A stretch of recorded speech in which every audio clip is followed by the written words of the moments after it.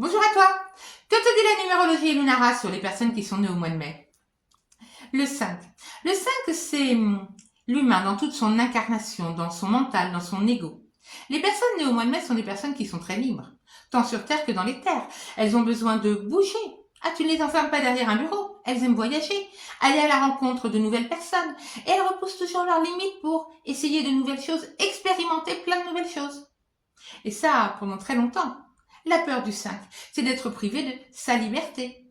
Donc sa difficulté de trouver une stabilité, tant dans un emploi, une stabilité professionnelle, que peut-être dans un mariage.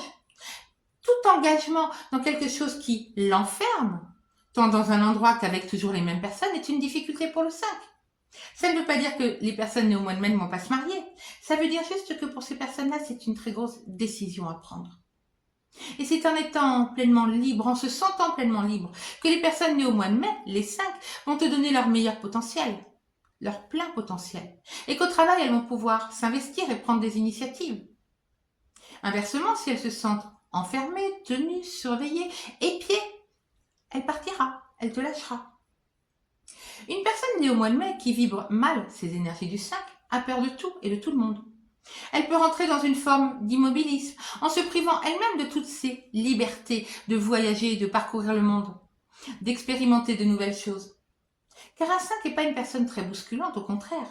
Elle a cette dimension humaine qui fait que c'est à elle-même qu'elle va nuire, et non pas aux autres. C'est elle-même qu'elle va empêcher de bouger, de découvrir de nouvelles choses, mais elle ne t'empêchera pas de le faire. Le 5 doit apprendre à s'autogérer en permanence, à se poser pour ne pas s'épuiser. Elle a 1000 idées à la seconde et elle vit à 2000 à l'heure. Ah, tu ne peux pas t'ennuyer avec un 5. Non.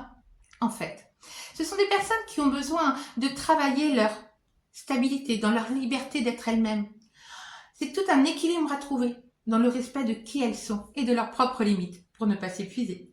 Je te dirai bien vite ce qu'il en est pour les personnes qui sont nées au mois de juin. En attendant, prends bien soin de toi et à très bientôt.